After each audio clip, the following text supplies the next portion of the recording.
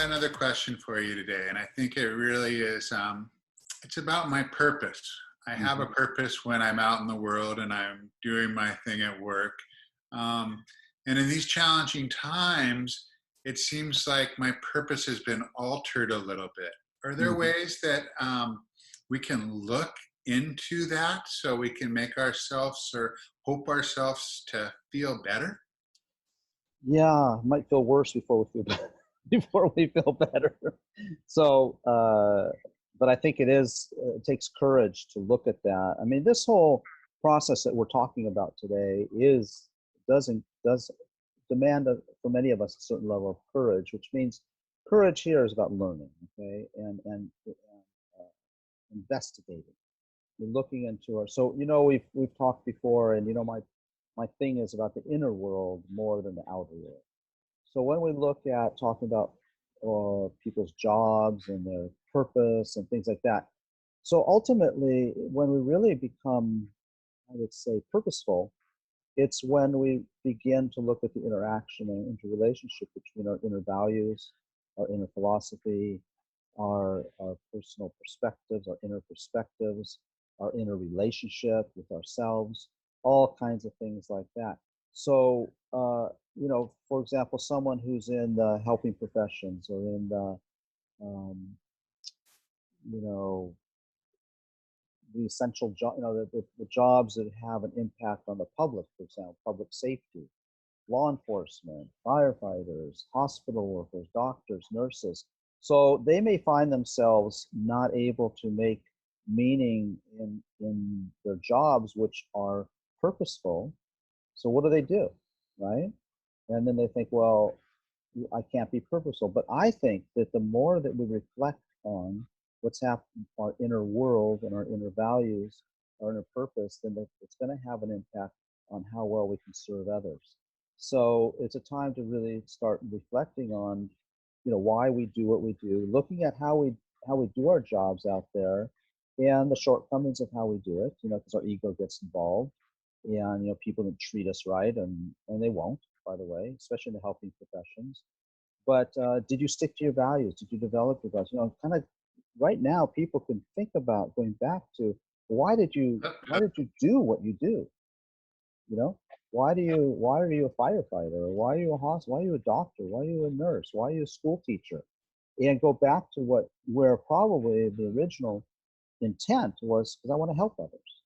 I feel good when I help others. So helping others, um, you know, that we say that the degree that we can help others is infinite. So the helping others, and none of us know how to help others on the most profound, deepest way. There's always another level we can go. So for example, I was thinking a nurse, so there's nurses that are, you could say they're all in it for the same reason. Let's just say, give the benefit of the doubt, forget about the payment, that they really want to help people. But some nurses are more effective than others. Why? If you really analyze it, it's because of their personality. It's Yeah. because of their generosity of their time and their space. Other nurses might be rude, and or doctors are, doctors particularly, that like you get the doctor who has good bedside manner, the doctor that has a mechanical manner.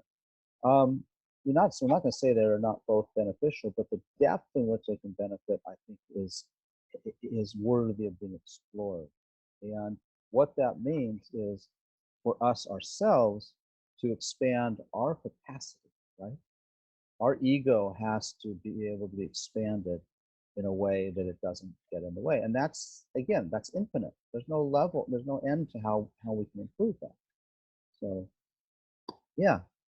I think that the improving of that is difficult in these times because of the vulnerabilities that we all face. We're all the same in this, Yeah. and this virus isn't picking people necessarily to become sick. It can get everybody in a way. I'd have to say I disagree with you and your premise. So these are harder times.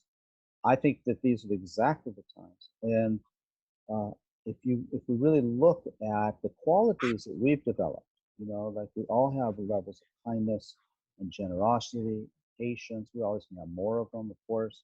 But like, for example, before I was a father, I was a lot less patient than after having three children.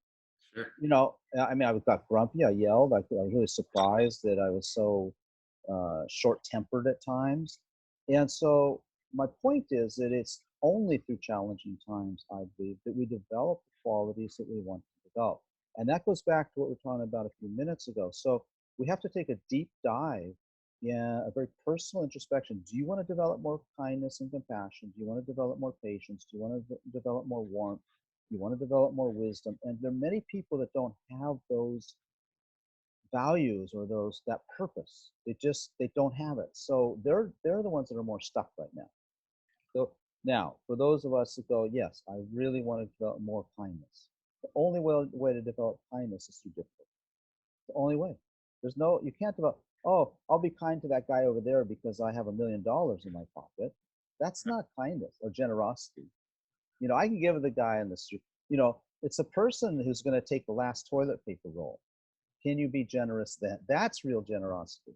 It's when it's difficult, not when you got 16 rolls at home and you go, oh yeah, go ahead, have that last roll. That's not generosity. It Right. looks like it.